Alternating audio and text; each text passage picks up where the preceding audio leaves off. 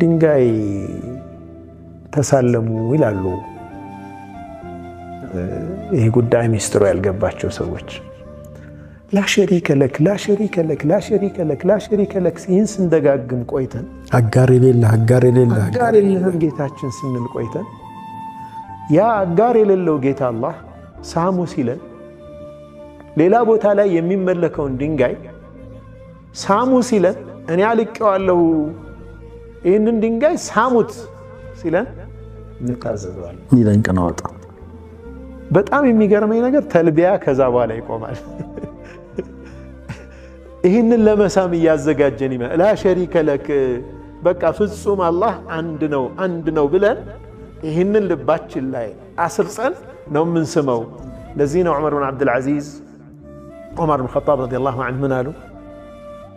إني أعلم أنك حجر لا تضر ولا تنفع የማትጠቅም የማትጎዳ ድንጋይ መሆንህን አውቃለሁ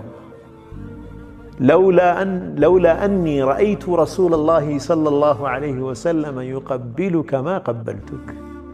نبي صلى الله عليه وسلم ሲስሙህ ባላይ ኖሮ አልሰምህም ነበር አንተ እንደማትጠቅም እንደማትጎዳ አውቃለሁ ይሉ ነበር ዑመር ብን ኸጣብ ረዲየላሁ ዐንሁ ይሄ ትልቅ ሕክማ አለው ምን ማለት ነው አላሁ ሱብሓነሁ ወተዓላ ያዘዘንን ነገር ሁሉ እንደምንፈጽም ታዛዥነታችን የሚያሳይ በጣም ይደንቅ ነው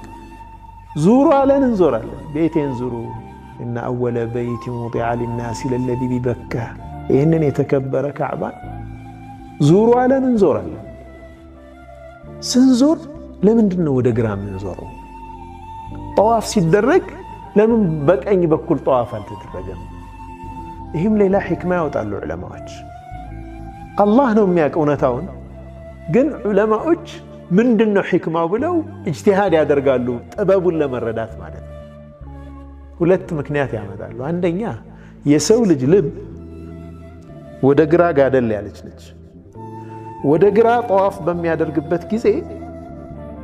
ልቡ ለካዕባ እንዲቀርብ ነው ብለዋል ሁሉም ነገር ውስጥ እኮ ተየሙን ነው ሁሉም ነገር በቀኝ ነው ስትሰጥ በቀኝ ሁሉም ነገር በቀኝ ሁሉም ነገር በቀኝ ነው የሚወደደው እሱ ነው ኢላ ፊ الطواف ይሄ ምንድነው ቀልቡ ወደዚህ እንዲቀርብ ነው ሁለተኛው ምክንያት ከዩኒቨርሱ ትልልቅ ሶላር ሲስተሙ ጀምረን እስከ ትንሿ አተም ድረስ እንቅስቃሴ ላይ የሌለ ነገር የለም ሁሉም የሚንቀሳቀሰው ካውንተር ክሎክዋይዝ ነው በጠዋፍ አይነት አቅጣጫ ነው የሚንቀሳቀሰው ፀሐይ በራሷ ዛቢያ የምትዞረው በዚሁ አቅጣጫ ነው ምድር በፀሐይ ዙሪያ የምትሽከረከረው በዚሁ አቅጣጫ ነው ሶላር ሲስተሙ እንዳለ የሚዞረው ሚልክ ዌይ የሚባለው ጋላክሲ የምንለው ከዛ ደግሞ ሚልክ ዌይ ደግሞ አለ አይደል ጋላክሲዎች ደግሞ አንድ ላይ ሆነው የሚሽከረከሩበት አቅጣጫ የሆነው የሰው ልጅ የብለድ ሰርኩሌሽን አቅጣጫው ይሄው ከልብ ወጥቶ ወደ ሌላ ሰውነታችን ሄዶ ከዛ እንደገና ወደ ልብ የሚመለሰው የብለድ ሰርኩሌሽናችን ዳይሬክሽኑ የጠዋፍ ዳይሬክሽን ነው ያለው ይህ ምንድነው የሚያሳየው ጌታችን ሆይ ዩኒቨርሱ በሙሉ በአንተ ትእዛዝ ወኩሉም ፊ ፈለኪን የስበሑን ሁሉም ምህዋሩን ጠብቆ ይሽከረከራል ይዋኛል እንዳለው አላህ እኛም የዚህ ዩኒቨርስ አካል ነን ሌላው በግዱ እንደሚገዛ ሌላው ተራ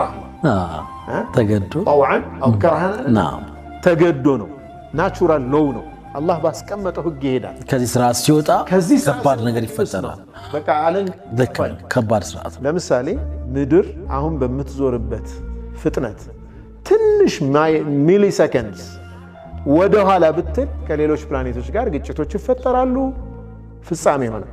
ወደ ፀሐይ ቀረብ ብትል ትቃጠላለች ብትርቅ ትቀዘቅዛለች ሁሉም ያንን የተቀደረለትን ልኬታዋን ይዞ ይሄዳል ፈለክ የሚገርም ነው እኔ ደግሞ በፈቃዴ ነው አንተን ማመልከው ከዚህ ዩኒቨርስ ጋር የሆነ አይነት ትስስር ይፈጥርልሃል ማለት ነው ሁሉም የሚያመልከውን ጌታ ነው አንተ እያመልክ። ሁለተኛ ሐሳብ ላይ ያሉ ሰዎች የበለጠ ለእንትኑ የቀረቡ ናቸው። ይሄ የዑለማዎቹ ሐሳብ ነው አይደል? አሁንም ተነገረ። ሁለቱም ሐሳቦች እነሱ ናቸው። ይገርም